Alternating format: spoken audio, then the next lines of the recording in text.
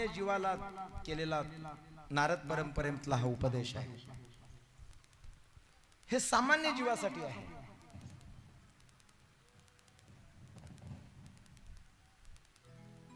आणि मग जे सज्जन आहेत थोडेसे त्यांच्यासाठी उठा सकळ जन उठले नारायण, उठा सकळ जन उठले नारायण. आनंदले मुनी जन तिन्ही लोक, आनंदले मुनी जन तिन्ही लोक. करा जय जयकार वाजांचा गजर, करा जय जयकार वाजांचा गजर. मृदंग अपार टाळ मृदंग विने अपार टाळ घोष, मृदंग विने अपार टाळ घोष. करा जय जयकार वाजांचा गजर, करा जय जयकार वाजांचा गजर. उठा रे उठा उठा जागे व्हा. भगवान परमात्मा उठले, अजून तुम्ही झोपूनच आहात का? करा ना जय जयकार. देव उठले ना. नारद परंपरा आता अजून कोणाला उठवतात? उठा उठा साधूजन साधा आपुले, जाईल हा नरदेह मग कैचा भगवंत. उठा. सगळे चंद्रभागेच्या तीरावरती आलेले आहेत. वाळवंटा पासोनी, वाळवंटा पासोनी महाद्वारा पर्यंत, महाद्वारा पर्यंत. सुरवरांची दाटी, सुरवरांची दाटी उभे जोडोनी हात. वाळवंटा पासोनी महाद्वारा पर्यंत, महाद्वारा पर्यंत. सुरवरांची दाटी, सुरवरांची दाटी उभे जोडोनी हात. शुकसन पांडुरंगा आता दर्शन द्या सगळा, आता दर्शन द्या सगळा. झाला अरुणोदय, झाला अरुणोदय करणी निद्रेची वेळा. इकडे जाऊन जीवाला उठवलं, जनाला उठवलं, साधू संतांना उठवलं. आणि आता इकडे येऊन कोणाला उठवतात? देवाला उठवतात. नारद परंपरा आहे. हा, नारद परंपरेचं चित्र ठेवतोय आपल्या डोळ्यासमोर. देवा उठा ना. आता मोठ्या माणसाला का कसंही उठवता येते का? काय मोठ्या माणसाला उठवता असताना त्या पद्धतीच्या मर्यादा असतात. जीवाला उठवायचं असेल तर ती परंपरा वेगळी आहे, त्याची पद्धत वेगळी आहे. साधू संतांना उठवायचं असेल त्याची पद्धत वेगळी आहे. काही लोक फक्त आपलं पाहतात. ते झोपलेले आहे काय आहे, काही गरज नाही. हो, आपलं झालं, संपला विषय. नारद परंपरेमध्ये देवाला उठवलं. पण देवाला उठवत असताना कसं उठवलं? वाळवंटा पासोनी महाद्वारापर्यंत सुरवराची दाटी उभे जोडोनी हात. अजून कोण कोण आहे तिथे? शुकसनकादिक नारद तुंबर भक्तांच्या गोटी, भक्तांच्या गोटी. कवाड आडोनी, कवाड आडोनी पाहताची जगदेवी, कवाड आडोनी पाहताची जगदेवी. ओ देवा उठा ना, ओ देवा उठा ना. पण काय सांगावं, रात्री लवकर झोपले नसतील. मग त्यावेळेला पुन्हा नारद परंपरा पुढे निघाली. हो आई साहेब, आई साहेब, आमच्यावरती कृपा करा ना. काय देव उठले नाहीत अजून. शेज हलवणे जागे करा देवराया, जागे करा देवराया. आई साहेब एवढी कृपा करा ना आमच्यावरती. जर तसे उठले नाही ना, ते हलवा बाज, आणि तरी उठले नाही तर डायरेक्ट उचला. मग तुम्हीच उचला ना. नाही, आमच्यात मर्यादा येते. आई साहेब तुमचा अधिकार आहे, म्हणून तुम्हा येऊ द्या दया. राई रखुमाबाई तुम्हा येऊ द्या दया. शेज हलवली जागे. राई म्हणजे राधा राणी. राई म्हणजे राधा. रखुमाई जागे करा देवराया. देवांना जाग करा. म्हणजे आई साहेबाला प्रार्थना आहे. देवाच्या 3 शक्ती आहेत. एक आहे भूदेवी, एक आहे श्रीदेवी, आणि एक आहे लीलादेवी. लीलादेवी फक्त कृष्ण अवतारामध्ये सोबत आहे. भूदेवी कृष्ण अवतारामध्ये आहे आणि श्रीदेवी ही कृष्ण अवतारामध्ये आहे. बाकींच्या अवतारामध्ये श्रीदेवी सोबत आहे. श्रीदेवी म्हणजे ते पिक्चर मधली नाही बरं का.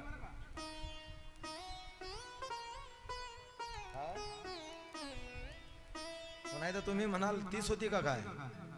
ती नावाची आहे. श्री म्हणजे लक्ष्मी. श्री म्हणजे लक्ष्मी. म्हणून श्री संप्रदायामधली जी माणसं तिलक करतात, तो उभा कुंकवाचा तिलक करतात. हे स्त्री स्वरूप आहे. म्हणून स्त्रीनं लक्ष्मी जर राहावं असं वाटत असेल तर कपाळाला कुंकू लावलं पाहिजे.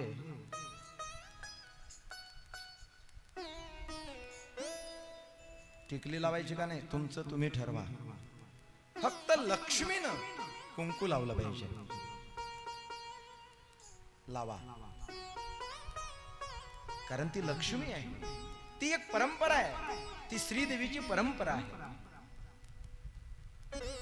तसं महाराष्ट्रामध्ये या परंपरेला फारसं महत्व, तिलकाला महत्व दिलं जात नाही. कोणी कसाही तिलक लावते.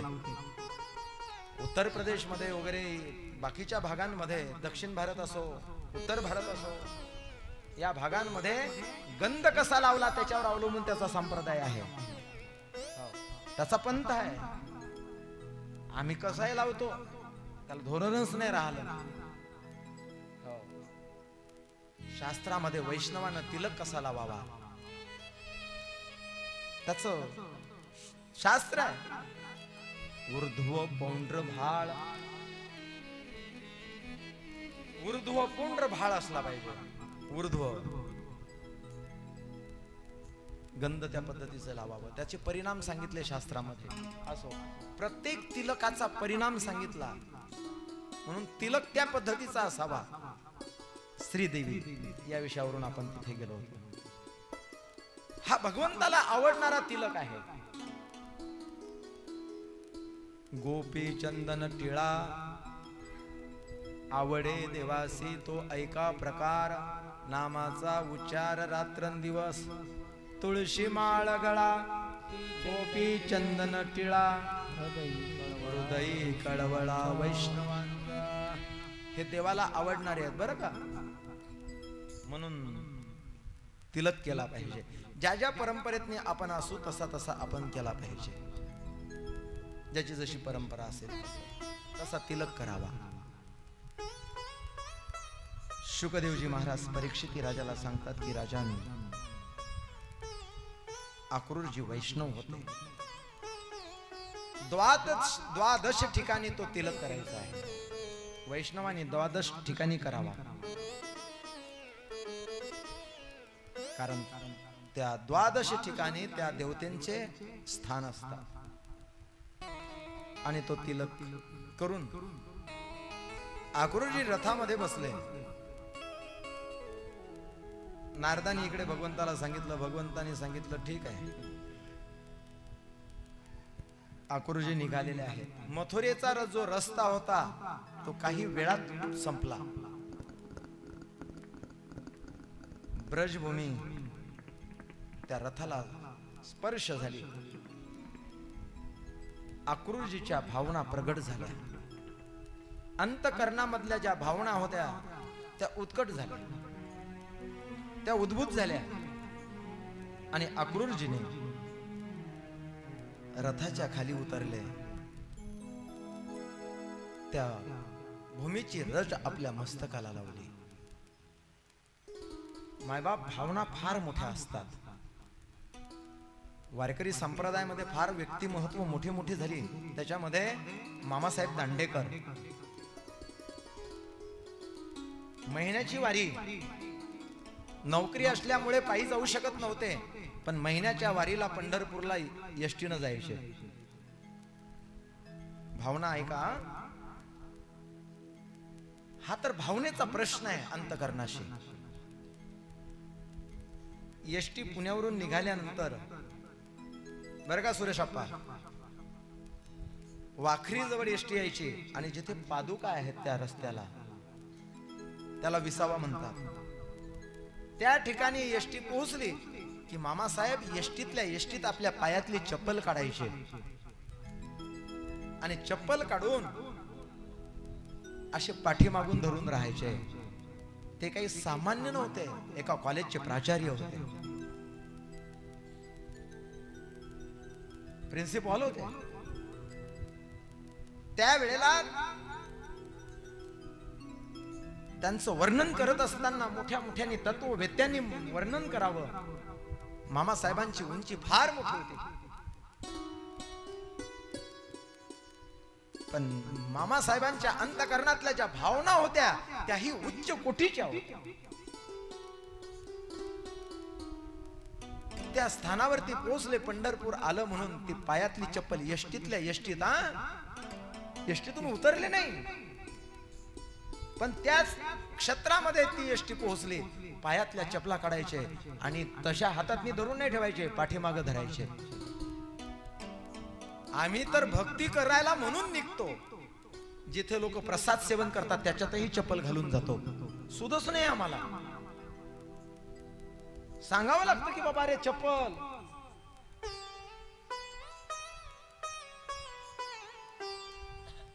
शुक्ताल क्षेत्राच्या ठिकाणी यावं आणि आपण त्या रजभूमीचा स्पर्श आपल्याला करून घ्यावा. त्याच्या ऐवजी जर आपण चप्पल घालून फिरलो तर आपल्याला या क्षेत्राच्या भावना कितपत प्रगट झाल्या आपल्या अंतकरणाच्या ठिकाणी, कितपत प्रगट झाल्या. नाही आपण गाडीतल्या गाडीत काढू शकलो, पण कमीत कमी क्षेत्रात पोहोचल्यानंतर देवाच्या दर्शनाला आपण निघालो तर कमीत कमी तेवढं तर अंतकरण आपलं भावपूर्ण व्हावं की आपण संत दर्शनाला चाललो तर तेवढ्यापुरती आपण चप्पल घालू नाही. ह्या भावना आपल्या मनामध्ये जागृत झाल्या पाहिजे.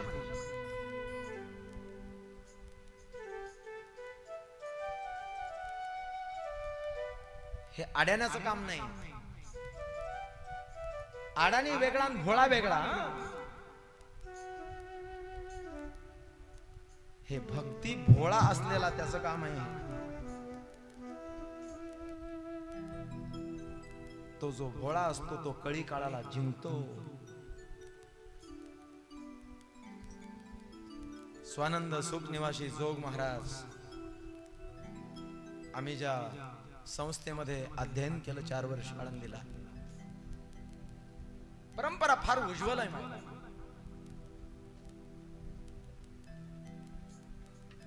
अरे हैबत बाबांनी भजन करावं, माऊलीची समाधी डोलावी.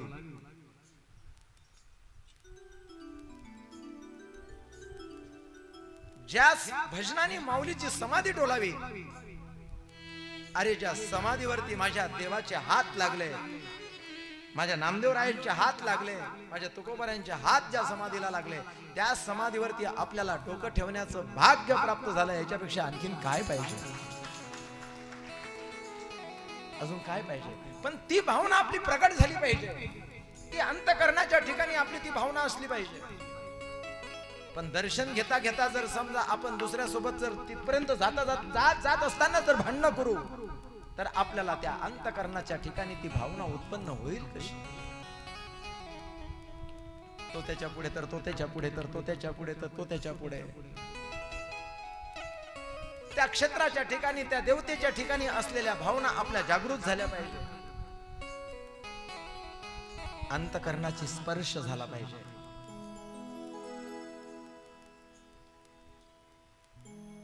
म्हणून ज्या क्षेत्रावरती आपण जातोय त्या क्षेत्राचा महिमा आपल्याला थोडासा जाणून असलो पाहिजे. अरे या स्थानावरती बसल्यानंतर आपल्याला विरक्त शुकदेवजी महाराजांचं दर्शन व्हावं. राजा परीक्षिती पुढे बसलेले आहे, सप्त ऋषी आहे, सर्व संत मंडळी आहे, महानुभाव आहे. डोळे लावल्याबरोबर ते आपल्याला दर्शन प्राप्त व्हावं. पण ती अंतकरणाची भावना तशी निर्माण झाली पाहिजे, ती वृत्ती तदाकार झाली पाहिजे.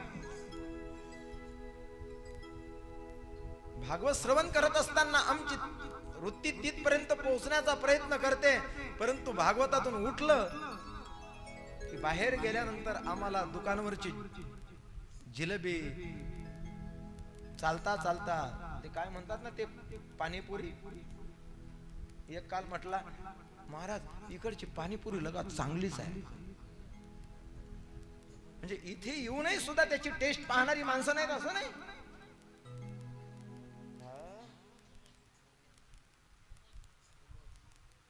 क्या चलते रहो.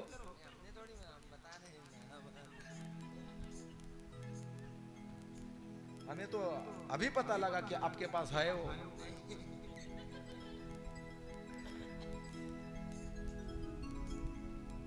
भावना त्या क्षेत्राच्या ठिकाणच्या त्या भावना आपल्या अंतकरणाशी त्या जागृत झाल्या पाहिजे.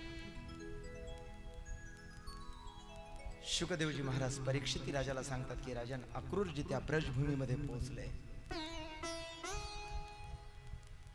परमार्थातले अनुभव कोणाच्याही पुढे व्यक्त होऊ नये, कोणाच्याही पुढे व्यक्त होऊ नये. परंतु प्रोत्साहनात्मक मात्र प्रोत्साहन मिळण्यासाठी काही गोष्टी समाजाच्या समोर ठेवाव्या लागतात.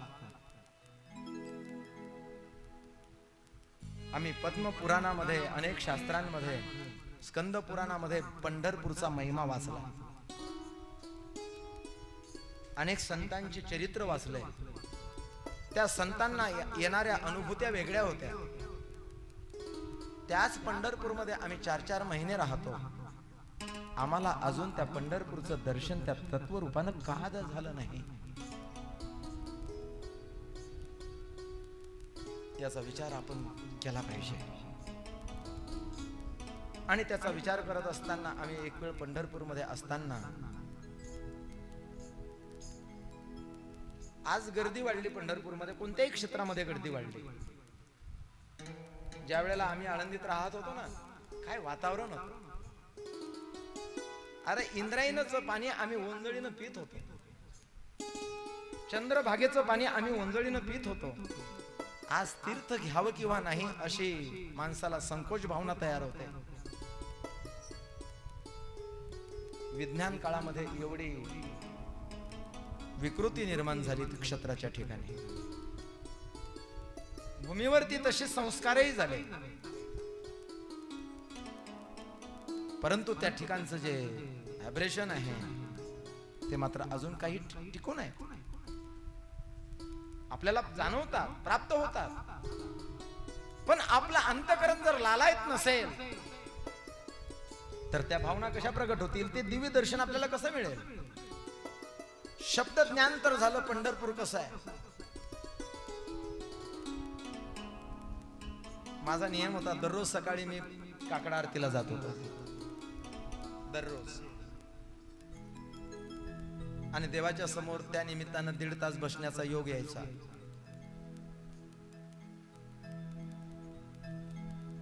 मंदिरामध्ये सगळा परिचय झालेला होता, लोक सगळे ओळखत होते. एक दिवस काकडा संपला, सगळं संपलं, माहीतच नाही संपलेला. मी गरुड खांबाजवळ बसून होतो. ज्या वेळेला उठलो त्यावेळेला काकडा संपायचा 6ला आणि मी उठलो 7:30ला. त्या दिवशी बसत असताना देवाला प्रार्थना केली होती, देवा, ज्या ग्रंथामध्ये आम्ही त्या पंढरपूरचं वर्णन ऐकलं, संतांच्या माध्यमातून आम्ही श्रवण केलं, ते नेमकं तुझं पंढरपूर कसं आहे एक वेळ तर दाखव, एक वेळ तर ते पंढरपूर दाखव. आणि त्या दिवशी त्या देवानी कृपा केली आणि त्या दिव्य पंढरपुराचं दर्शन करून दिलं. माझे मन गोविंदे रंगले, ओ माझे मन गोविंदे रंगले, ओ रंगले रंगले रंगले, ओ नवसी माझे नवसी, ओ नवसी माझे नवसी, ओ नवसी माझे नवसी, ओ नवसी माझे नवसी, तुझी सेवा करीन मनोभावे, ओ सेवा करीन मनोभावे, तुझी सेवा करीन मनोभावे, ओ तुझी सेवा करीन मनोभावे, माझे मन गोविंदे रंगले, ओ माझे मन गोविंदे रंगले, रंगले रंगले रंगले, ओ नवसी माझे नवसी, ओ माझे नवसी, ओ नवसी माझे नवसी, पंढरीचे दैवत विठ्ठले, पंढरीचे दैवत विठ्ठले, विठ्ठले विठ्ठले विठ्ठले, ओ नवसी माझे नवसी, ओ नवसी माझे नवसी, ओ नवसी माझे नवसी,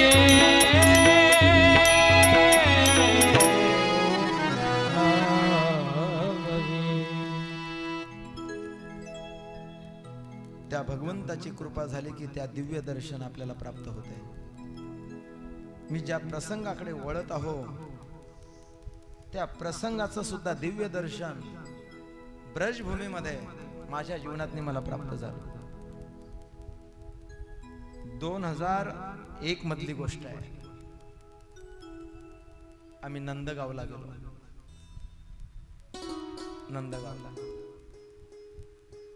नंदगावला गेल्यानंतर तिथे आता ज्या प्रसंगामध्ये मी पोहोचतोय, अक्रूर काका वगैरे आले, ती कथा माझ्या डोळ्यासमोर आली. कारण जे लीला आहे ती लीला या ठिकाणी घडलेली आहे. मग तो कसा रथ आला असेल, अक्रूरजीचा कसा पोचला असेल, त्या कथेतला अंतकरणाशी भाव प्रगट झाला आणि त्या नंदगावच्या त्या महलवर, नंद भवनावरती वर जाता येतं. त्या भवनावरती वर गेलो, समोर नजर टाकली आणि या प्रसंगाचं दिव्य दर्शन फक्त त्याच वेळेला झालं. तेव्हापासून अजूनही नाही. ते दिव्य दर्शन आपल्या जीवनामध्ये प्राप्त होतं, पण आपला भाव अंतकरणामध्ये तसा प्रगट झाला पाहिजे. दिव्य दर्शन होण्यासाठी अक्रूर काका सारखा आपल्या जीवनामध्ये आपण भावपूर्ण झालो पाहिजे. ब्रजभूमी आल्याबरोबर अक्रूर काका रथाच्या खाली उतरले. ती ब्रजरज आपल्या मस्तकाला लावली. समोर वृक्ष दिसला. अक्रूर काका त्या वृक्षाकडे धावत गेले. त्या वृक्षाला आलिंगन दिलं. माझ्यापेक्षा हा वृक्ष भाग्यवान आहे. या ब्रजभूमीमध्ये भगवान परमात्मा कधीतरी या वृक्षाखाली आला असेल, याला पाठ टेकून उभा राहिला असेल. गायीकडे आल्यानंतर हा त्या छायेमध्ये बसलेला असेल. भगवंताला सुद्धा त्यांनी छाया द्यावी, त्याला शीतलता द्यावी. भगवान परमात्म्याच्या सेवेमध्ये यालाच तरी आपल्या जीवनामध्ये संधी प्राप्त झाली. कारण हा अक्रूर एवढा अभागी आहे. अजून भगवंताचं दर्शन झालं नाही. त्या वृक्षाला आलिंगन दिलं. ही वेली माझ्यापेक्षा भाग्यवान आहे. या भूमीवरती माझा कान्हा अनवानी पायाने गायीकडे मात्र फिरत असताना हिला स्पर्श करतोय. त्याच्या चरणाचा संबंध हिला प्राप्त झाला. म्हणून त्या मातीमध्ये आपलं सगळं अंग मात्र त्या ठिकाणी सोडून देतोय. लोटांगण घालतात अक्रूर काका. डोळ्यातून अश्रूच्या धारा व्हायला लागल्या. आणि मी अक्रूर, माझं नाव फक्त अक्रूर आहे, परंतु मात्र क्रूर कर्म करण्यासाठी मी निघालो. त्या कंसाने मला पाठवलं आणि मी मात्र माझ्या भगवंताला घेण्यासाठी आज मी जात आहे. मला माहिती आहे तो दुष्ट कंस आहे. धिक्कार असो माझ्या नावाचा. कोणत्या जन्माचं कर्म माझं उदयाला आलं काय सांगावं. दुसरं मन म्हणायला लागलं असते. दुसरं मन म्हणताय तसं नाही अक्रूर. अरे मथुरेत नाही खूप लोक होते, पण कंसाने तुझंच नाव मात्र त्या ठिकाणी घेतलंय. याच कारण आहे की कदाचित भगवंतालाच मला दर्शन द्यायचं असेल. मला दर्शन द्यायचं असेल. परंतु भगवान परमात्म्याचं जे आराध्य दैवत, जे आवडणार आहे ती गाय आहे, ती गोमाता आहे. म्हणून मला पहिलं दर्शन गोमातेच्या जवळ मला कानाचं झालं पाहिजे. ही भावना मध्ये तयार केली. मला तसं दर्शन व्हावं. भगवान परमात्म्याच्या जवळ गाय असावी आणि त्या गायी सोबत त्याचं दर्शन व्हावं. दुसरी भावना मनातल्या मनात मी प्रगट केली. मला माझं म्हणून स्वीकारलं पाहिजे. मला माझं म्हणून स्वीकारलं पाहिजे. अशी अवस्था अंतकरणातले भाव प्रगट झाले. 10-15 मिनिटांमध्ये येणार ते गोकुळातून, त्या मथुरेमधून ते नंदगाव, ते वृंदावन. परंतु सकाळी निघालेले अक्रूरजी सायंकाळची वेळ होत आली तरी सुद्धा अजून रस्ता क्रमण होत नव्हता.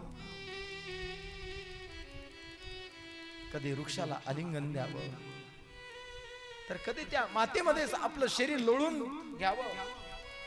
ती रज आपल्या अंगावरती घ्यावी. स्वतःला कधी धन्य मानावं. असं करत करत सायंकाळची वेळ झाली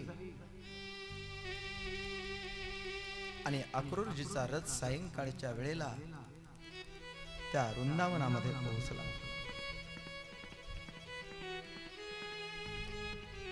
संध्याकाळचा संध्या समय असल्यामुळे भगवान परमात्मा गायी घेऊन घरी आलेले होते.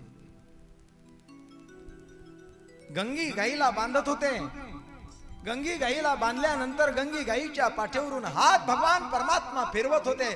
तेवढ्यामध्ये अक्रूरजीचं लक्ष गेलं. पहिला अंतकरणामध्ये झालेला भाव निर्माण तो आज साक्षात मात्र फलद्रूप झाला आणि गंगी गाईच्या पाठीवरून हात फिरवत असताना पहिलं दर्शन झालं. डोळ्यातून अश्रूच्या धारा वाहायला लागल्या. भगवान परमात्म्याने कानाने माझी पहिली इच्छा पूर्ण केली. पहिली इच्छा पूर्ण केली.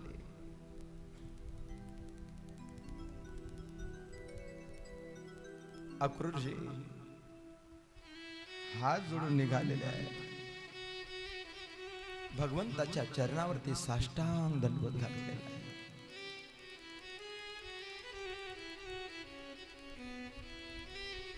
डोळ्यातल्या अश्रूंनी भगवान परमात्म्याचा अभिषेक केला आहे.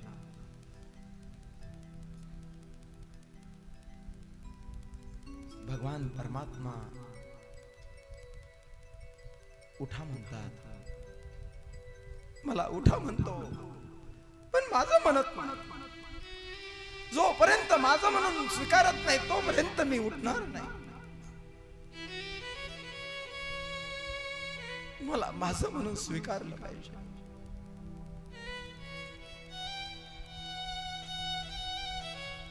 भगवान अक्रूरजींना आवाज देतात, उठा. मला उठा म्हणतो, पण माझं म्हणून स्वीकारलं जर नाही तर उठणार नाही. अक्रूर काकाच्या अंतकरणाची अवस्था मात्र आता तयार झालेली होती. भगवान परमात्मा खाली वाकले. अक्रूर काकांच्या दोन बाहू धरल्या, आवाज दिला, काका काका उठा. काका शब्द आवाज कानावरती आला. घळघळ डोळ्यातून अश्रू वाहायला लागला. मला काका म्हणतो, मला काका म्हणतो, मला काका म्हणून स्वीकारलं. मला काका म्हणून स्वीकारलं.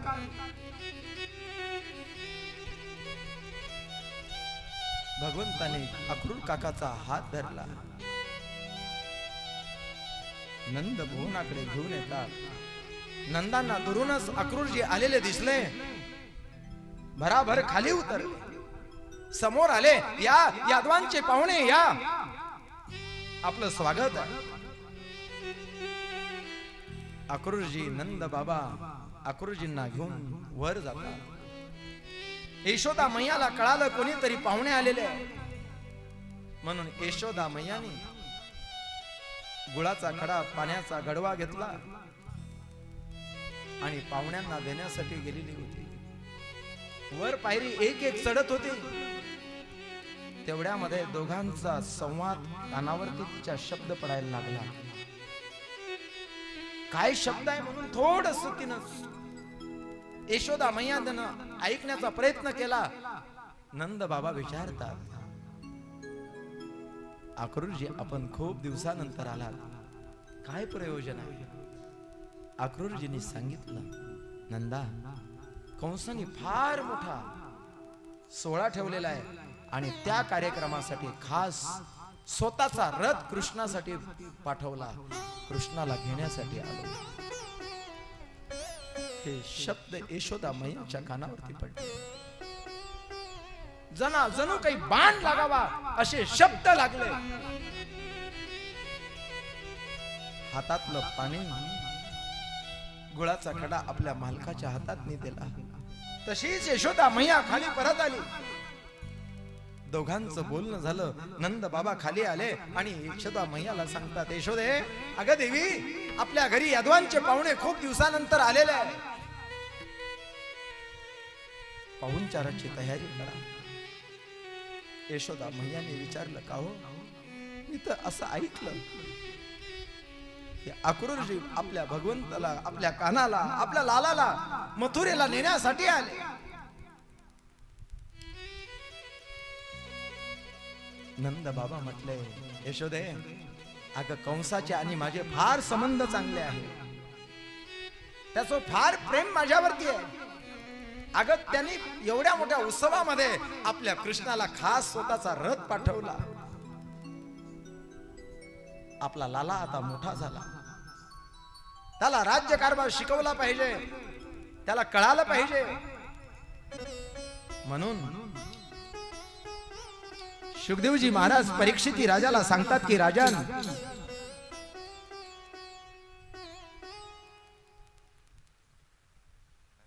जीवनामध्ये अक्रूर काका रथ घेऊन आलेले आहे. देवकी, यशोदे,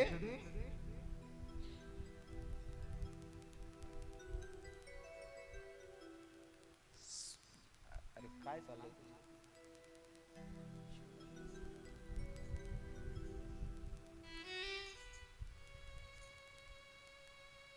स्वामी, जरी स्वतःचा रथ पाठवलेला असेल, परंतु मथुरेची प्रजा फार कपटी आहे. ते करताना जरी वेगळं दिसत असेल, परंतु त्यांच्या अंतःकरणातले भाव वेगळे आहेत. स्वामी, म्हणून मला असं वाटते आपल्या लालाला मथुरेला पाठवू नये. नंद म्हटले, अगं असं काय बोलतेस? आपला लाला मोठा झाला, त्याला राज्य कारभार शिकवला पाहिजे. स्वामी, मला 2-4 दिवसापासून वाईट वाईट स्वप्न पडतात. मला असं वाटतंय की लाला एक वेळ जर मथुरेला गेला तर पुन्हा परत येणार नाही. नंद बाबा म्हटले, अगं वेडे, असं कुठं असतं का? ते स्वप्न असतं नाही हो स्वामी. मला फार वाईट वाईट स्वप्न पडतात.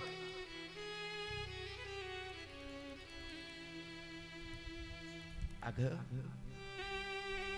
राजाचे आणि माझे फार प्रेमाचे संबंध आहे. मोठा उत्सव आहे. आपल्या लालाच्या सगळ्या त्या ठिकाणी ओळखी होती. माझे सगळे असलेले मित्र राजे त्या ठिकाणी येतील, त्यांची ओळख करून देईल. किती दिवस त्याला घरात नाही ठेवणार आहेस? आपल्या मालकाची इच्छा बघितली. यशोदा मैया म्हणली, ठीक आहे. यशोदेने स्वयंपाक तयार केला आणि स्वयंपाक करून ताट तयार केली. नंद बाबा अक्रूरजी खाली भोजनासाठी आले. दोघांनी प्रसाद घेतला. तोपर्यंत माझ्या लालाने पाहुण्याची सगळी व्यवस्था वर करून ठेवली. दोघांचे जेवण झाले. दोघेही वर आले. यशोदा मैया लालाची वाट पाहत होती.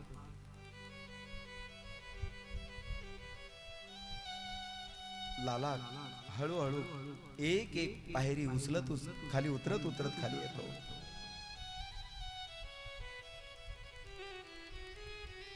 दररोज येत असताना काहीतरी आईला आवाज देत येतच होता, काहीतरी मागत होता.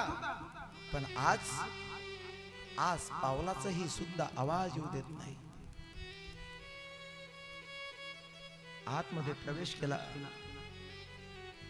यशोदेला असं वाटलं माझ्या लालाला भूक लागली असेल, म्हणून तिनं पाठ टाकून ठेवला होता.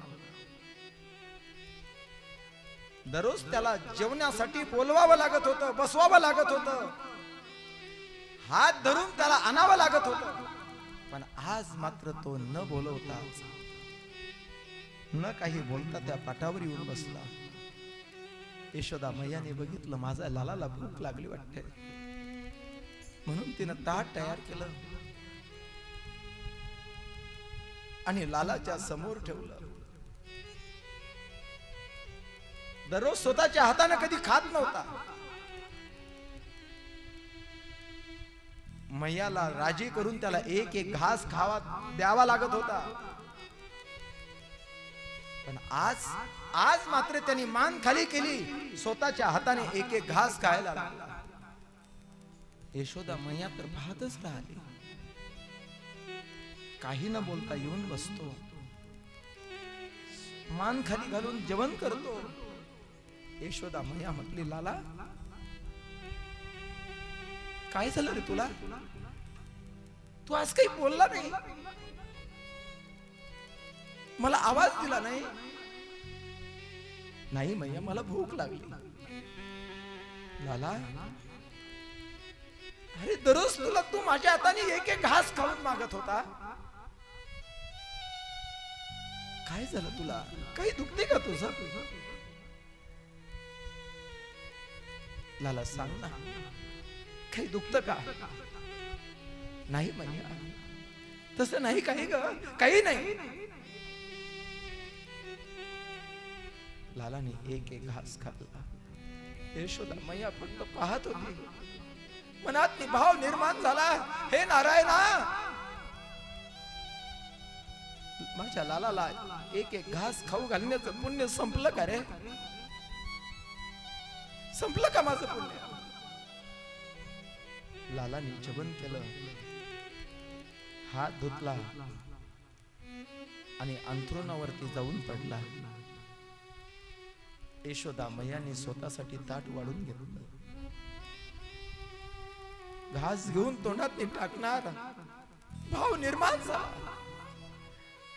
मन लागलं नाही, तसंच ताट झाकून ठेवलं. येऊन बघते तर लाला अंथरुणावरती डोळे लावून पडलेला आहे. दररोज मैयाजवळ यायचा, मैयाकडून काहीतरी एखादी गोष्ट ऐकायचा, मैयाच्या अंगावरती पाय टाकून झोपायचा. पण आज जणू काहीतरी शहाणपणाचं लक्षण घेऊन मोठ्या माणसासारखाच डोळे लावून झोपलेला आहे. यशोदा मैया जवळ गेली. लालाचं डोकं आपल्या मांडीवरती घेतलं. त्या कुरुळ्या केसातून हात फिरवला. मनात भाव निर्माण झाला, पण हे सांगावं तरी कोणाला? अंतःकरण भरून येतो.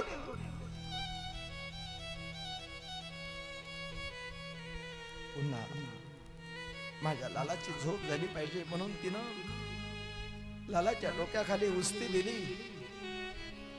आणि देवघरामध्ये जाऊन ढसा रडायला लागली. लालाने डोळे उघडून बघितलं, मैया जवळ नाही. उठून बसला. अरे माझी मैया कुठे आहे? मैया तर देवाच्या समोर बसून ढसा रडत आहे. हे नारायणा, काय झालं रे माझ्या लालाला? का माझा लाला काही माझ्यासोबत बोलत नाही? काही दुखते का त्याचं? का माझं पुण्य संपलं? तेवढ्यामध्ये माझा लाला त्या अंथरुणावरून खाली उतरला. मैयाला इकडे तिकडे बघतो. नजर टाकली तर मैया त्या देवाजवळ बसून रडत आहे. माझा लाला एक एक पाऊल टाकत एकदम मैयाच्या गळ्यात पडतो. मैया, मैया तू का रडत आहेस? मैयाचा पदर घेतला, स्वतःच्या हाताने डोळे पुसले. मैया, मैया तू का रडतेस? लालाच्या ही डोळ्यामध्ये यशोदा मैयाचं रडणं बघून अश्रू आले. यशोदा मैयाने बघितलं, जवळ घेतलं. लाला, मला तुझ्या डोळ्यातलं पाणी पाहणं सहन होणार नाही. आम्ही आयुष्यभर रडू, पण तुझ्या डोळ्यातले अश्रू आम्हाला सहन होणार नाही. यशोदा मैयाने लालाला उचललं, अंथरुणावर घेऊन आली.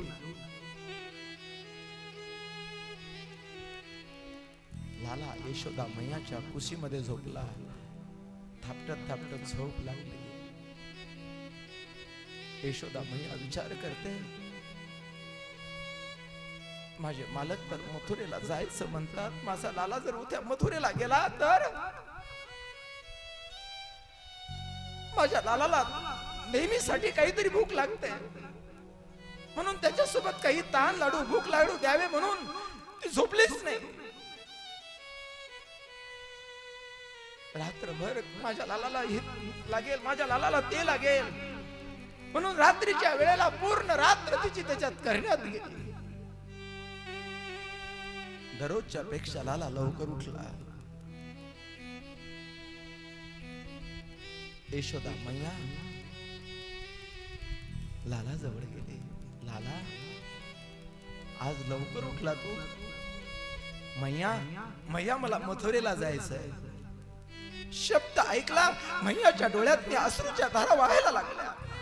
काय लाला, काय म्हटलं तू? एक वेळ बोल. मैया, मला मथुरेला जायचं आहे. मला हा शब्द फार मोठा दुःख देऊन गेला. आजपर्यंत आपण म्हणत होता, पण आज मात्र मी म्हटला. मला म्हटला खाना, आज आपल्याला म्हटला नाही, मला म्हणतोय. पण लक्षात ठेव खाना, तू मथुरेला गेला तरी तुला करमणार नाही.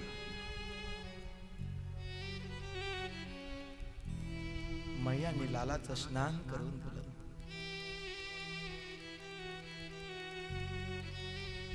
पदर माथेचा काढिला, बाळनंदाचा कुसिला. आपल्या माथ्यावरचा पदर काढला, लालाचा अंग पुसलं, सुंदर पैकी पितांबर नेसून दिला. गळ्यामध्ये वैजंती माळ घातली, कपाळाला गंध लावून दिला, डोक्यावरती मोरपीस लावला. पुन्हा डोळे भरून बघितलं. असा शृंगार आता मला कधी करायला मिळेल? मला असा शृंगार कधी करायला मिळेल? तेवढ्यामध्ये सगळे गोपाळ आले. गोपाळांना कळालं, नंद बाबा सांगतात चला लवकर तयारी करा. गोपाळांच्या माध्यमातून सगळ्या गोपींना बातमी कळाली की कृष्ण मथुरेला निघाला.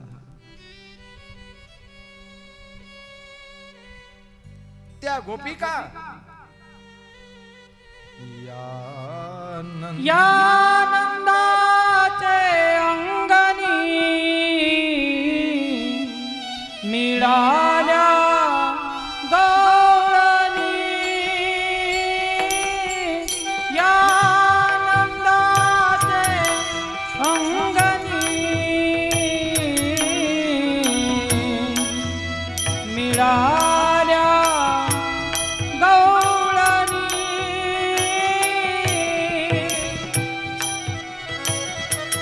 बोले नंदाची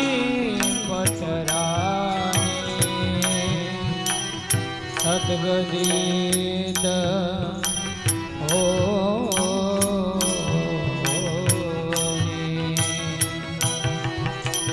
जातो गोकुळ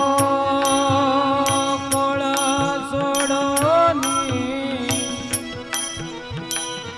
जातो गोकुळ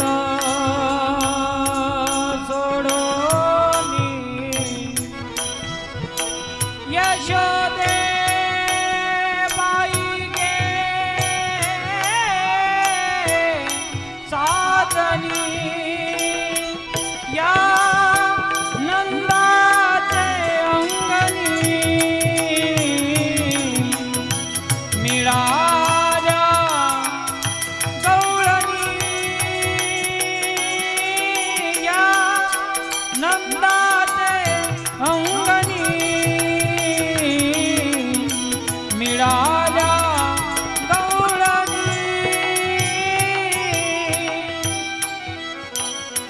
हे गोपीनो,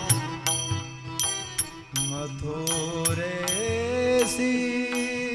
चक्रपाणी जातो गे साजनी. गोपीनो, अगं काना मथुरेला जातो. कारथ शृंगारीला सांगे मधला भारत शृंगारीला सांगे हो मधला. गोपीनो, हा जो रथ आहे ना, हा रथ मथुरेहून आलेला आहे. तो आकृणाने आणलेला आहे. आणि मग त्या गोपिका त्या रथाकडे पाहतात. अक्रूर उभा आहे. अक्रूर भासे असे बाई गे गाजनी. या नंदाचे अंगणी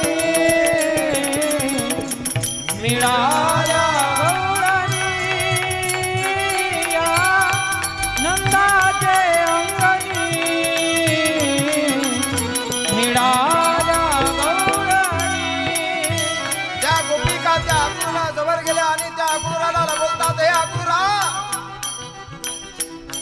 अक्रूरा चांडाळा तुझ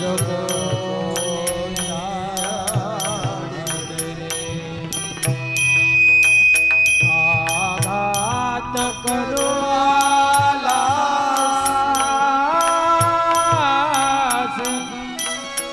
आघात करो आलास.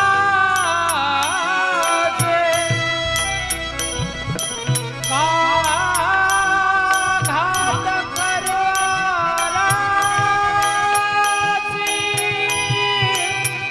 वधिसी सकळा या नंदाचे अंगणी मिळाल्या गौराणी. या नंदाचे अंगणी मिळाल्या गौराणी.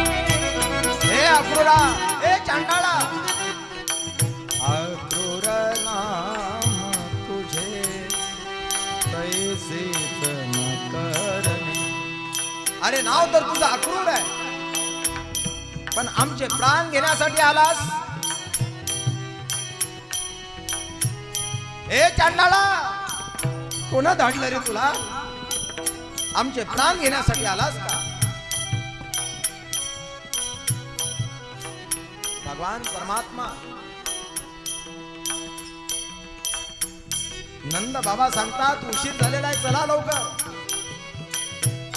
तेवढ्यामध्ये माझा लाला यशोदा मैया जवळ गेला.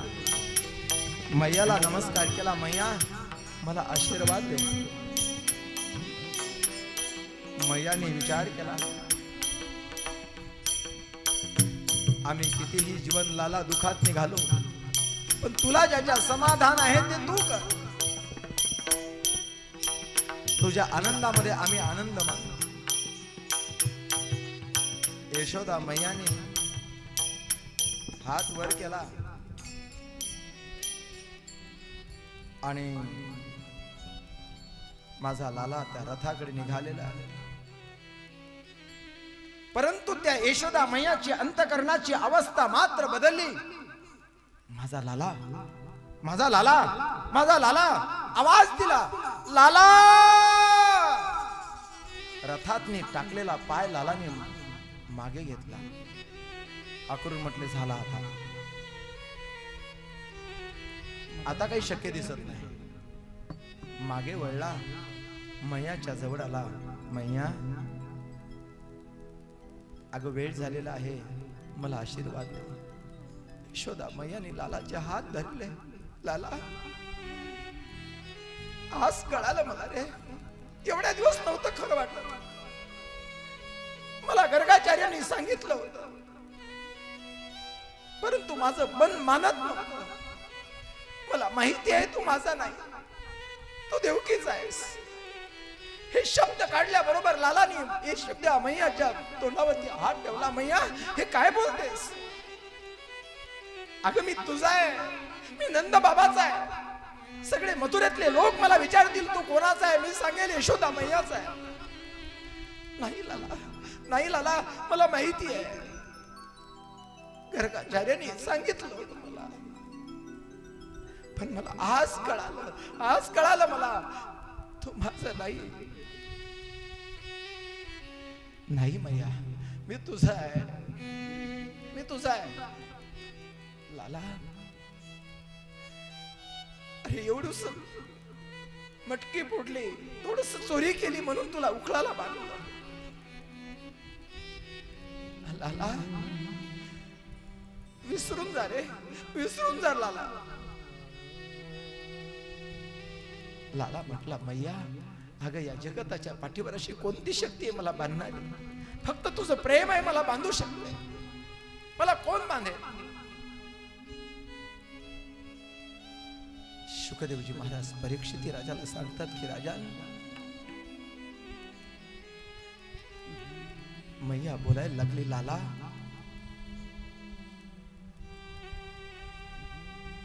तुला मी अनवानी पायाने गाईकडे पाठवलं रे. मी अनवानी पायाने तुला गाईकडे पाठवलं. मी अभागी. लाला त्या देवकीला एक माझा निरोप दे.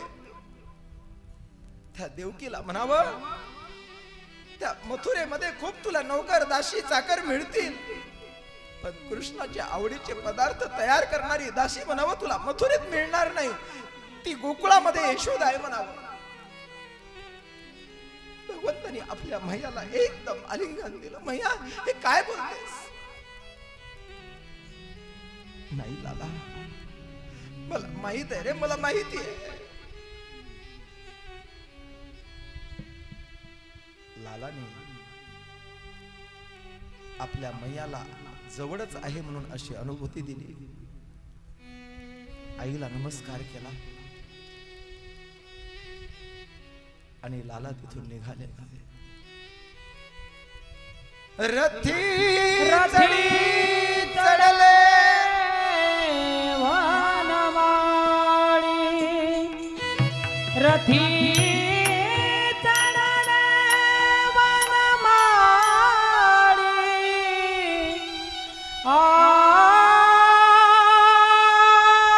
आकांत गोकुळी. त्या गोकुळामध्ये जिकडे तिकडे आवाज सुरू झाला, लाला निघाला, लाला निघाला. भूमी पडल्या व्रजबाळे, कोण त्या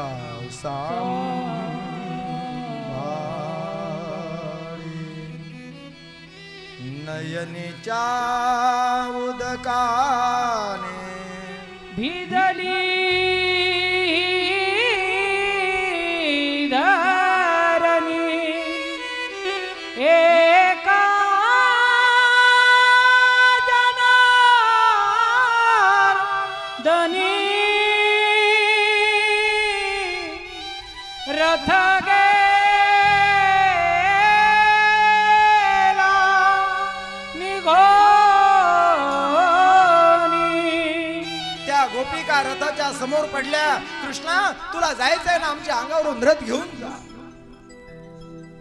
भगवान परमात्मा रथाच्या खाली उतरले आणि त्या गोपींना सांगतात, आपल्या प्रेमाची शपथ दिली. त्या गोपिका बाजूला सरकल्या आणि अक्रूर काकाला सांगतात, काका या गोपीच्या शोकासे मजन पाहवे मानसी. मला या गोपीच्या शोकाला पाहणं होत नाही.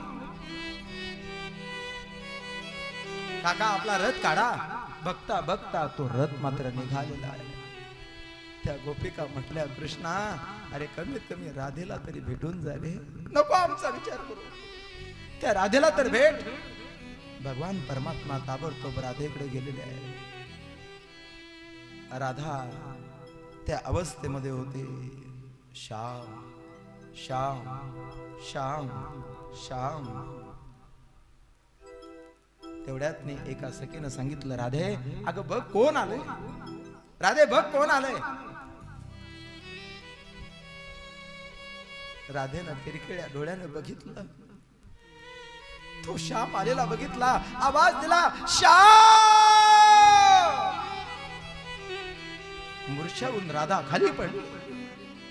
भगवान परमात्मा चतुर्भुज रूप धारण केलं, धावले. दोन हातांनी राधेला उचललं आणि दोन हातांनी त्या राधेला पंखा करायला लागले. राधे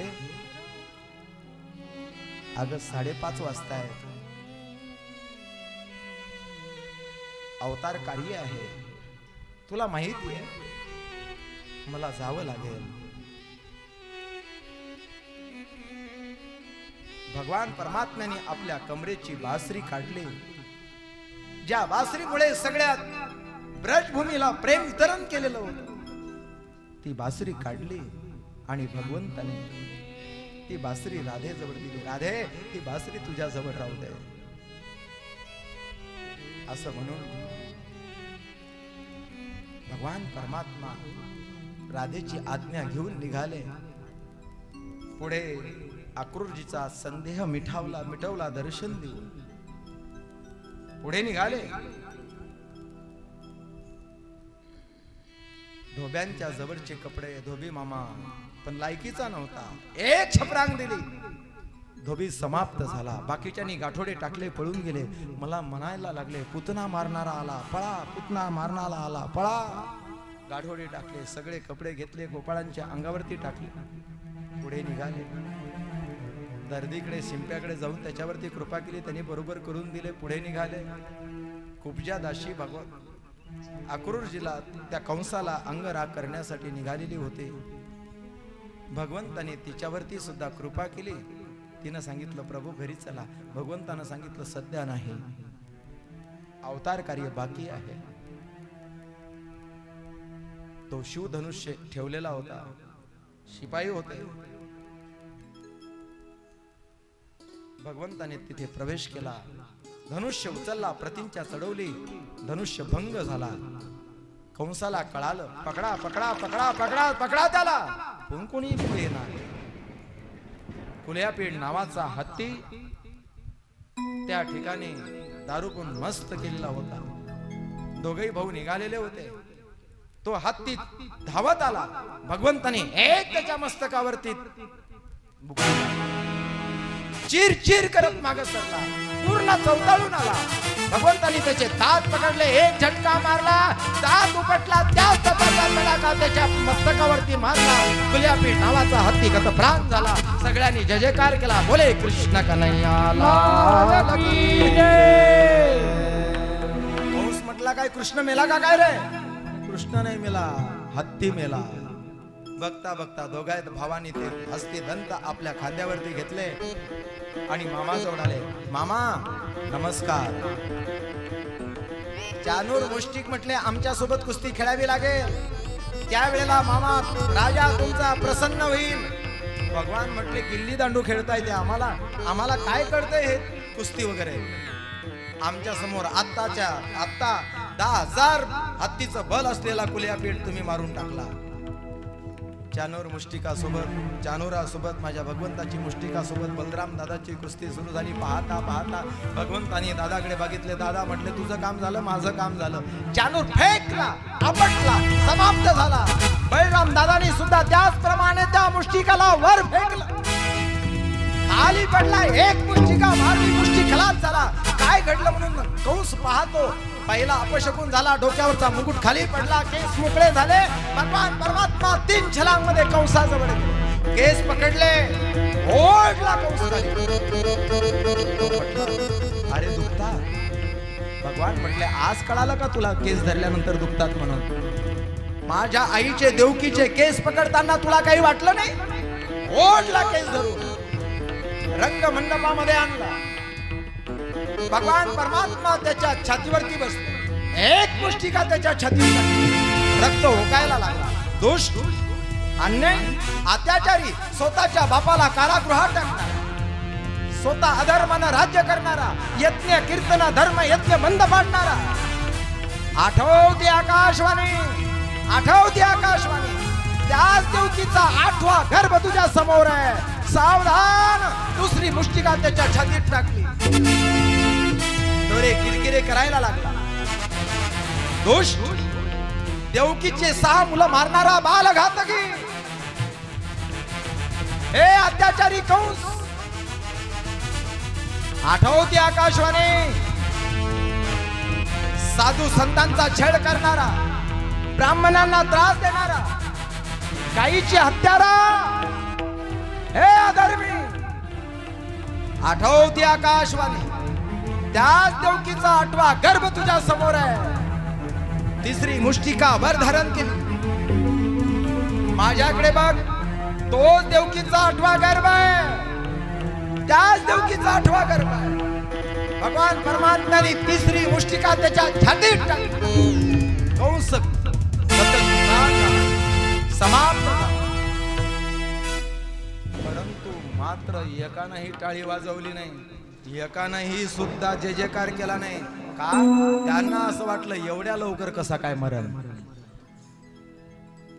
एक जण गेला, त्याच्या नाकाजवळ असा कापूस लावून बघितला आणि मग त्यानं जाहीर केलं, कंस मेला रे. मग सगळ्यांनी जय जयकार केला. कृष्ण कन्हैया लाल की जय, बोले नंद के लाला की.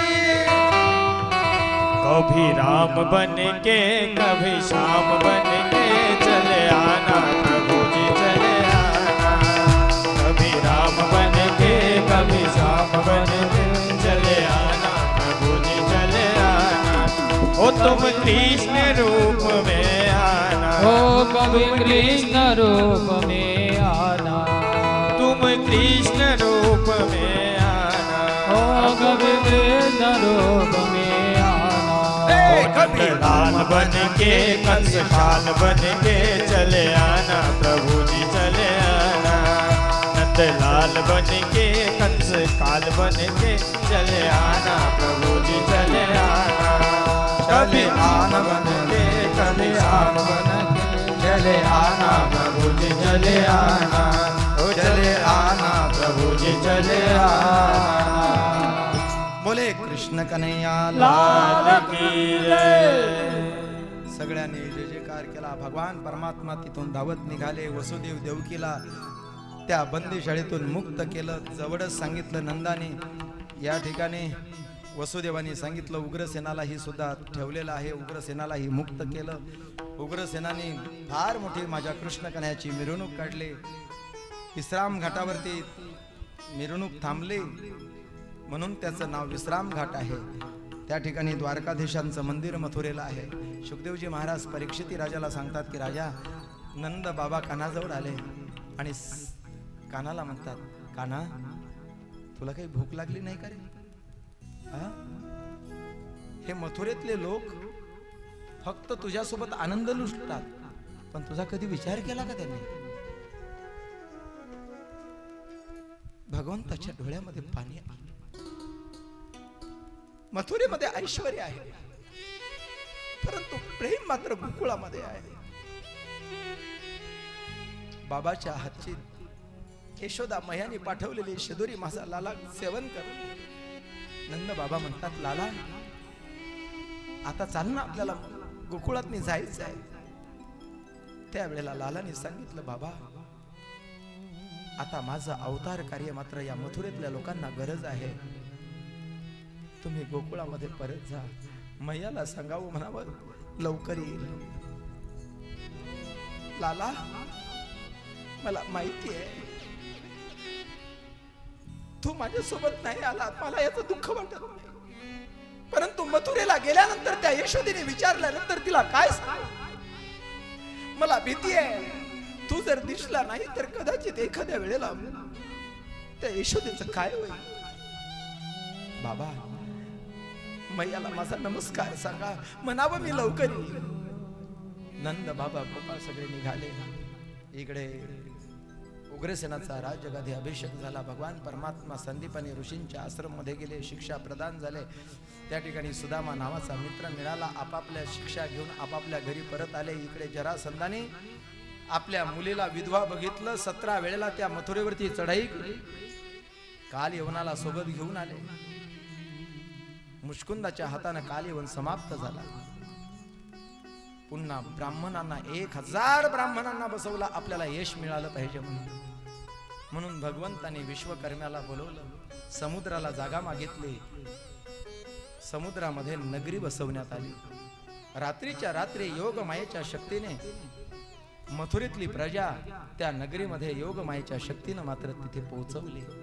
शुकदेवजी महाराज परीक्षिती राजाला सांगतात की राजा सकाळ झाली. सगळा वेढा त्या जरासंधानं मथुरा नगरीला दिलेला होता. दोघच भाऊ अनवाणी पायाने त्या दरवाजा उघडल्यानंतर बाहेर पडले. अरे रथ नाही, हातात शस्त्र नाही. पकडा त्याला. भगवान परमात्म्याने तिथून पळ काढला आणि माझ्या भगवंताला रणछोड नाव पडला. बोले रणछोड भगवान की जय. भगवान परमात्मा तिथून पळाले, त्यांचा पाठलाग केला. एका टेकडीवरती गेले, त्या टेकडीला आग लावली. दोघा भावांनी समुद्रात उड्या टाकल्या आणि दोघही भाऊ आता द्वारकेमध्ये आले. आता माझा कृष्ण कन्हैया द्वारकाधीश झाला. बोले द्वारकाधीश भगवान की यदुकुल चंद्रवंशीय राजाधिराज महाराज यदुकुल वंशीय कृष्णचंद्रजी महाराज की जय. आता द्वारकाधीश बनले.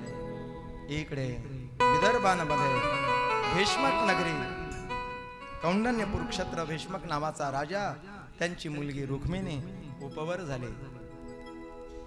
कोणाला द्यायची म्हणून शिशुपालाने सांगितलं माझ्या मित्राला, रुक्मिणीने सांगितलं माझ्या मित्राला शिशुपालाला देईल.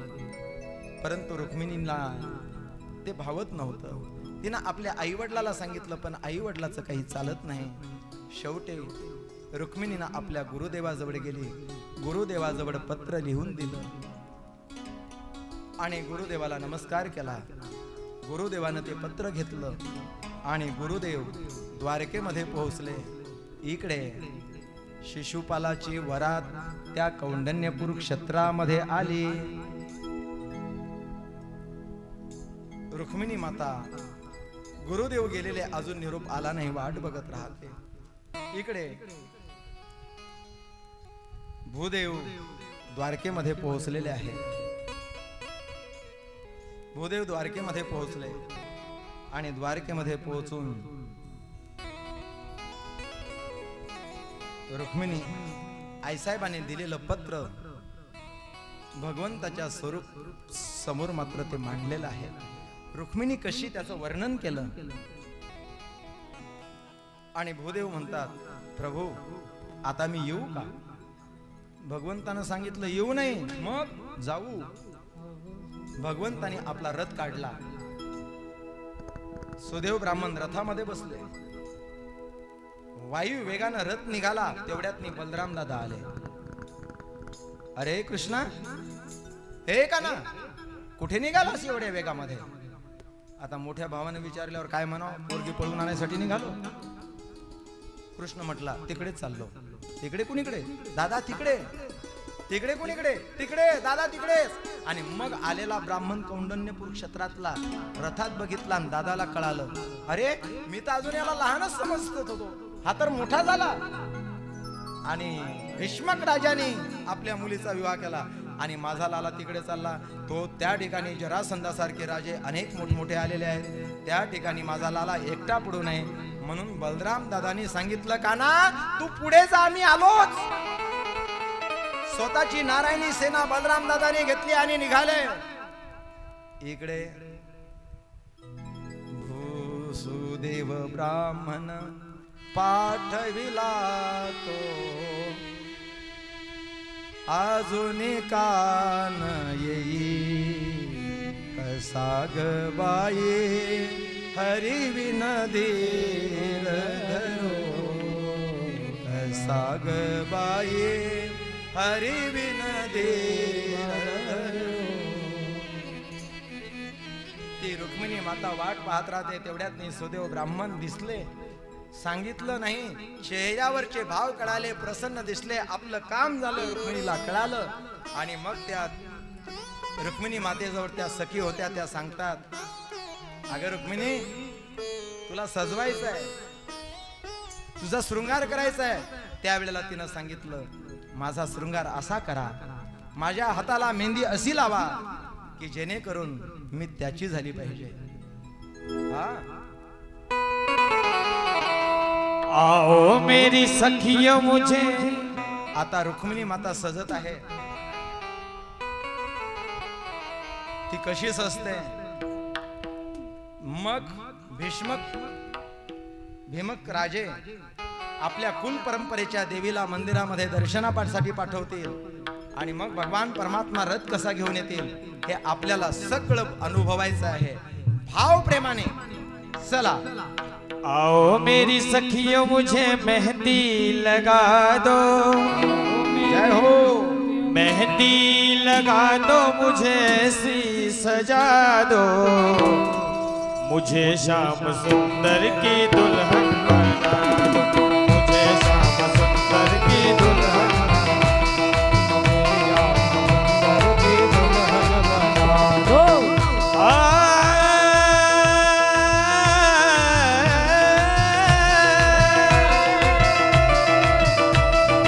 ऐसे भर को क्या करूं जो जिए और मर जाए, वर वरु एक सावरा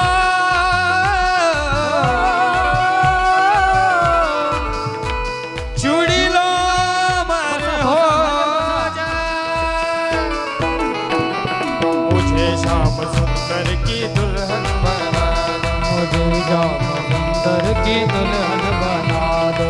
आओ मेरी सखियों मुझे मेहंदी लगा दो, आओ सखी मेहंदी लगा दो, मेहंदी लगा दो मुझे ऐसी सजा दो, मेहंदी लगा दो मुझे ऐसी सजा दो, मुझे श्याम सुंदर की दुल्हन बना दो.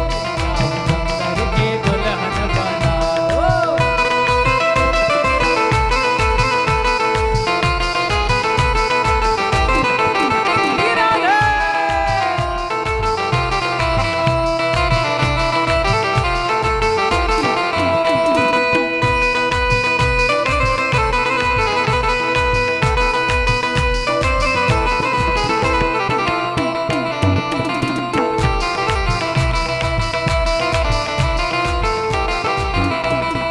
ऐसी पहनूं चूड़ी हो, ऐसी पहनूं चूड़ी जो कबू ना टूटे, ऐसी पहनूं चूड़ी जो कबू ना टूटे, ऐसा दूल्हा जो कबू ना छूटे, ऐसा वरु दूल्हा जो कबू ना छूटे. अटल सुहागन की मुझे बिंदिया लगा दो, अटल सुहागन की मुझे बिंदिया लगा दो, मुझे श्याम सुंदर की दुल्हन बना दो, मुझे श्याम सुंदर की दुल्हन बना दो. श्री राधे.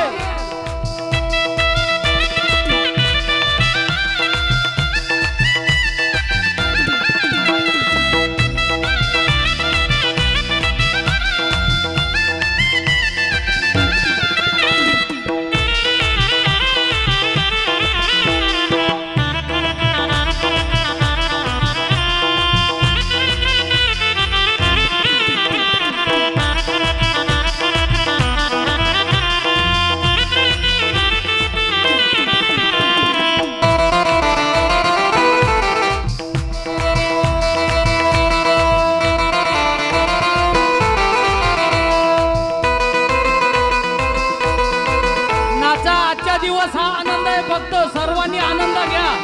जेवढं होईल तेवढं नाचून हा आनंद या ठिकाणी पूर्ण करा.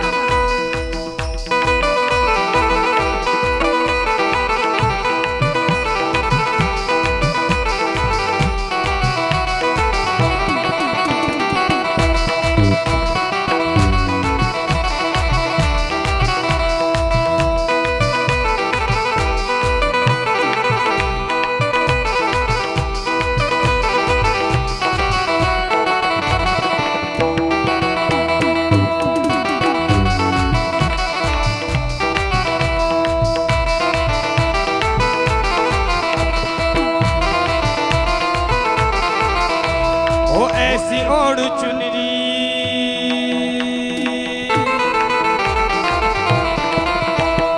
ऐसी ओढ़ चुनरी जो रंग ना छूटे, ऐसी ओढ़ चुनरी जो रंग ना छूटे, प्रीत का नाचू ये द्या, धागा नाचू द्या, जो नाचू द्या. कबू नाचू द्या, नाचू द्या. प्रीत का ये धागा जो कबू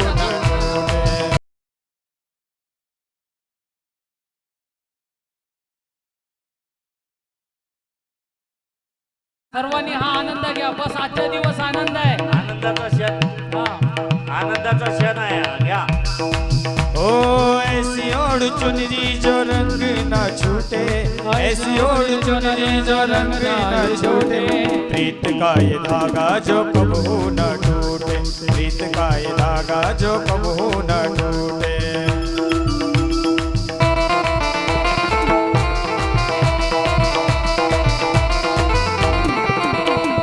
आज मेरी मोतियों से हो,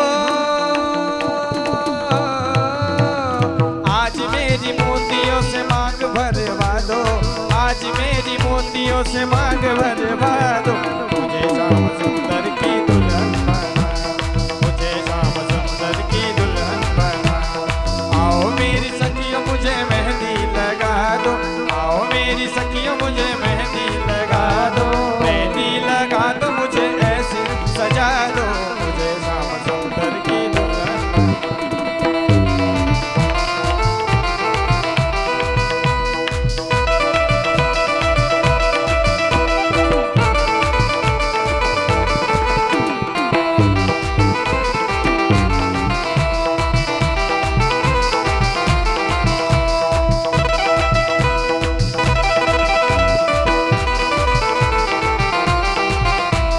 थोडा रस्ता करा रस्ता.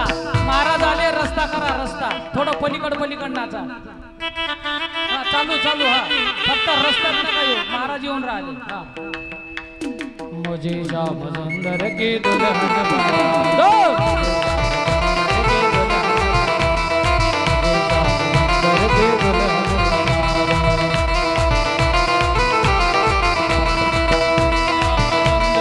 दुल्हन बना दो.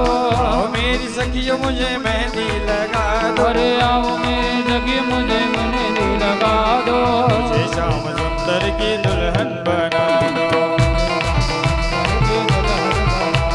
मुझे सुंदर की दुल्हन बना दो. सुंदर की दुल्हन बना दो.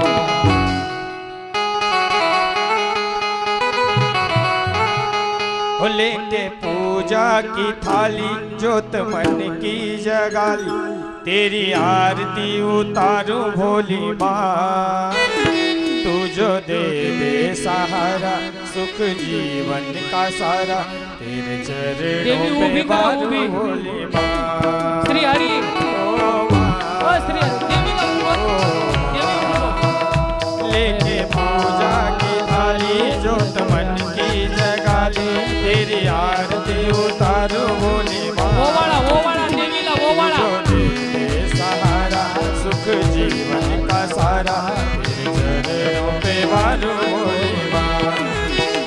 ओ माँ, ओ माँ, ओ माँ.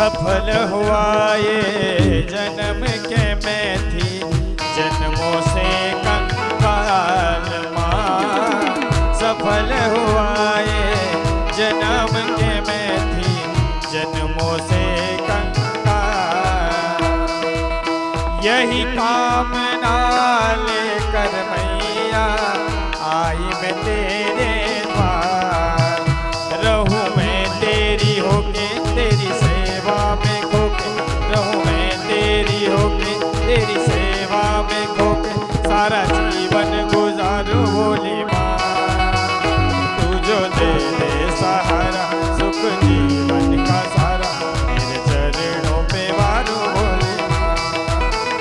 ओ माँ, ओ माँ, हो लेके पूजा की थाली जोत मन की जगाली, तेरी आरती उतारू भोली माँ, तू जो दे दे सहारा सुख जीवन का, तेरे चरणों पे वारू भोली माँ।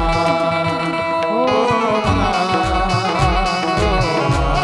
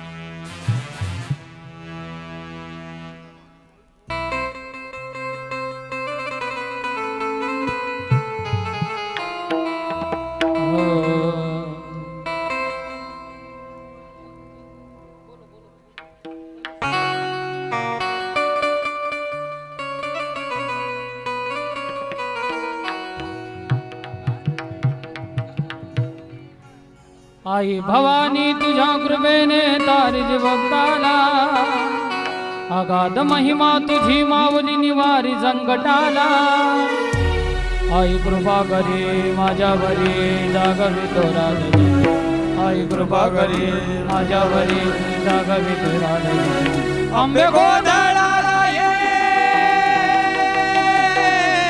गोंधळ मांडला गोंधळ मांडला भवानी गोंधळाला ये उदे उदे उदे उदे उदे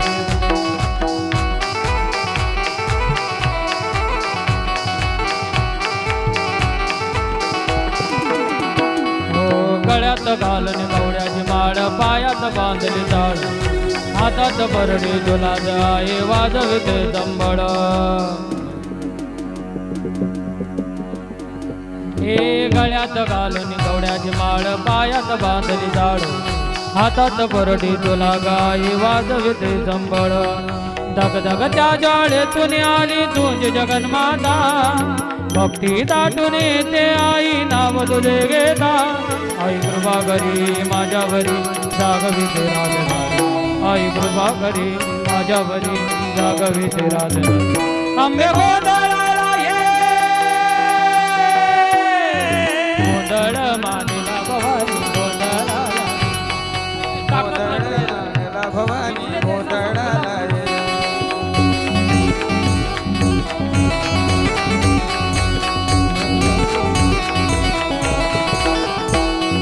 चौक भरेला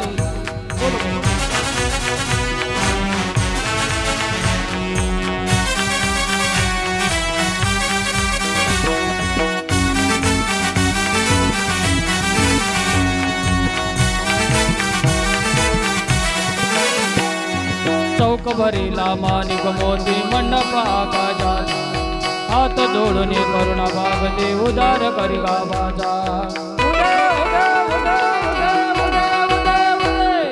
हात जोडून करुणा भागते उदार करी गावाचा अधर्म निर्दाळून अधर्मात तुझी रक्षिला अधर्म निर्दाळून धर्मात तुझी रक्षिला महिषासुर मर्दिनी पुन्हा दैते ते मातला आज कृपा करी माझ्यावरी जागवी ते राजधारी आंबे गोंधळी अमावरी जागवी ते राजधारी आंबे गोंधळाला ये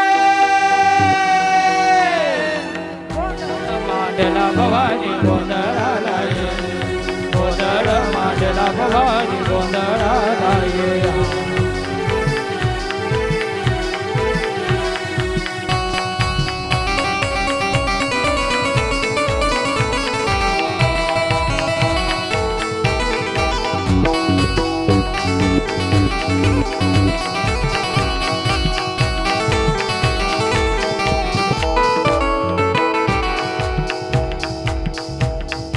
आई भवानी तुझ्या कृपेने दारिद्र्य भक्ताला अगाध महिमा तुझी माऊली निवारी जंगडाला आज कृपा करी अमावरी जागवी तो राजधानी आंबे गोंधळाला ये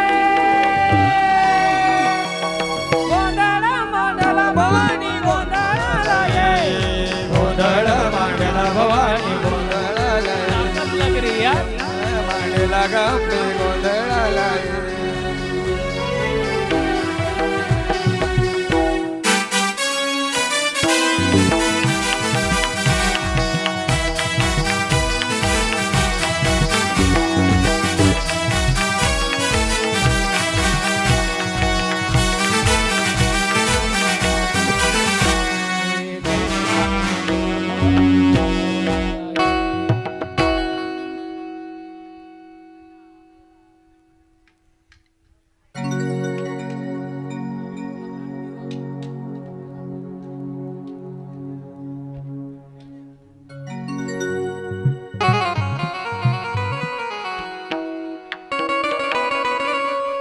श्री राधे राधे जय राधे राधे श्री राधे राधे राधे जय राधे राधे राधे राधे श्री राधे राधे राधे राधे श्री राधे राधे राधे श्री राधे राधे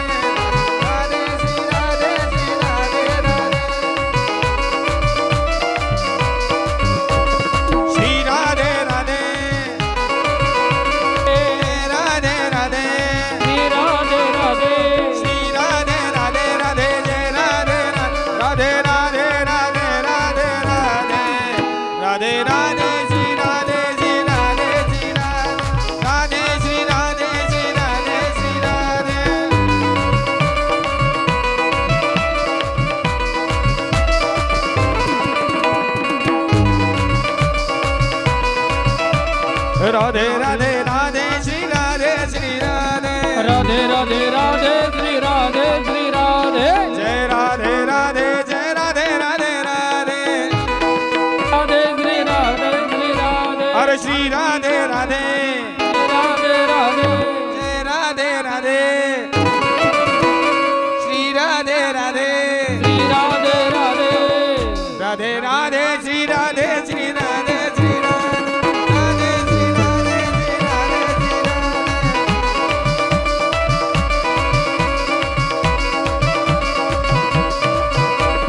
विठ्ठल विठ्ठल विठ्ठल विठ्ठल विठ्ठल विठ्ठल विठ्ठल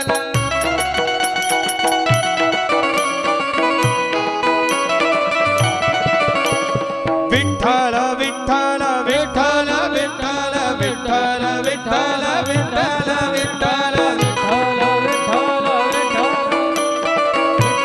विठ्ठल विठ्ठल खंडेरायाच्या लग्नाला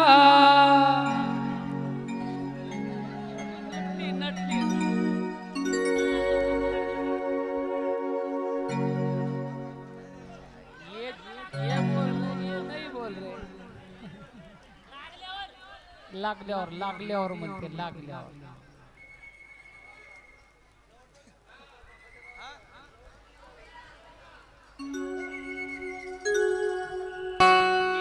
काली कमली वाला मेरा यार है मेरे मन का मोहन तू दिलदार है ओ काली कमली वाला मेरा यार है मेरे मन का मोहन तू दिलदार है ओ काली कमली वाला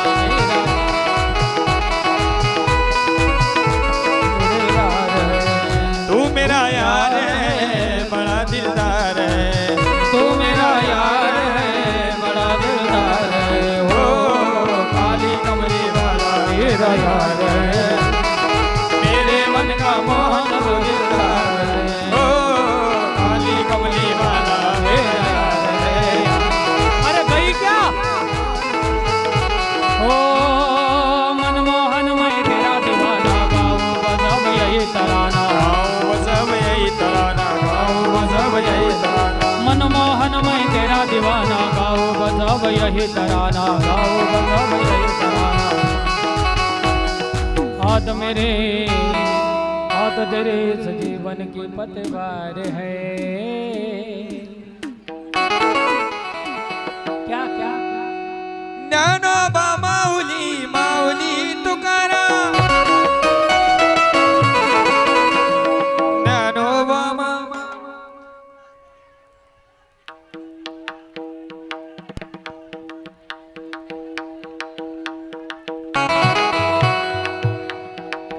एक एक जण सांगा कोणीतरी